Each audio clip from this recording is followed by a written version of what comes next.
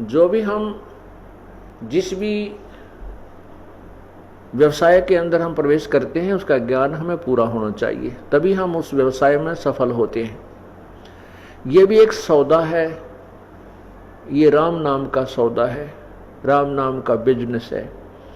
इस बिजनेस के विषय में आप पूर्ण रूप से मास्टर हो जाइए, फिर देखना इसमें कितना आनंद आता है। जब तक आप इसके मास्टर नहीं होते, आपको ज्ञान नहीं होता, तो आपको कोई भी विचलित कर सकता है। दास का उद्देश्य यही रहा है कि मैं आपको ऐसे रंग में रंग दूं, आपको वो तत्व ज्ञान करा दूं कि छोटे छोटे बच्चे भी यहाँ के ब्रह्मा विष्णु महेश से भी विचलित नहीं हो पाएंगे।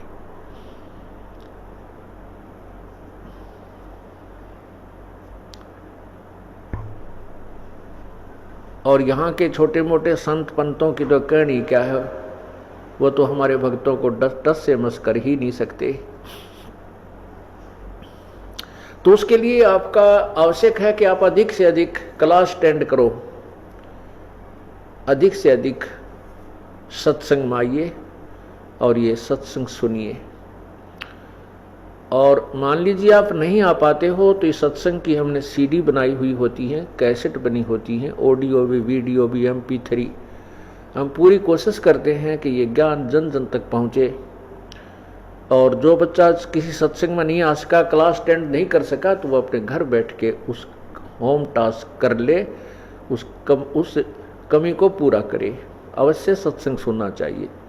घर पर भी आप बैठ करके 1 घंटा प्रतिदिन नियम बनाइए कि एक CD स्वयं देखिए और बच्चों को भी दिखाइए। और साथ में यदि आसपास के आपके पड़ोस में कोई ऐसा है जिसके पास ये सुविधा उपलब्ध नहीं है, उनको भी आमंत्रित कर लीजिए और सत्संग अवश्य सुनाइए। लेकिन ध्यान रहे कि उसमें आप स्वामी मत बन जाइए। ये स्वामी बनना इस जीव के लिए खतरनाक होता है।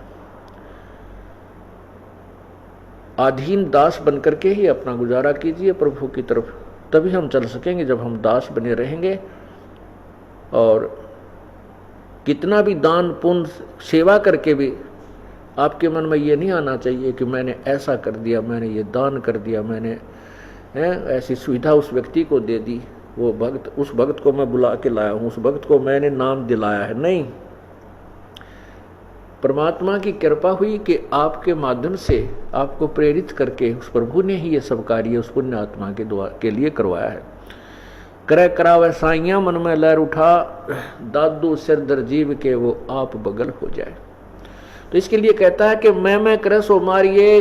परमात्मा की वाणी कहती है मैं करे सो मारिए और तू करे सो छूट बे।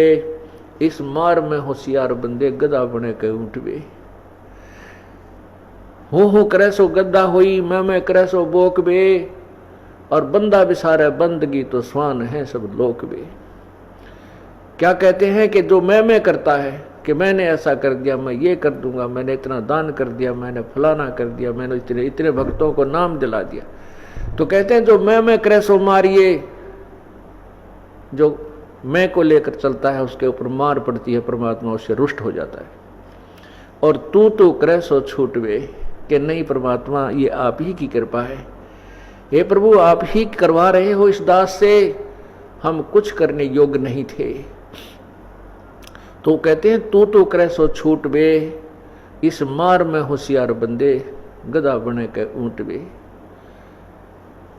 और जो इस तरह बकवाद करते हैं हु करे सो गद्दा होई और मैं करे सो बोक बे।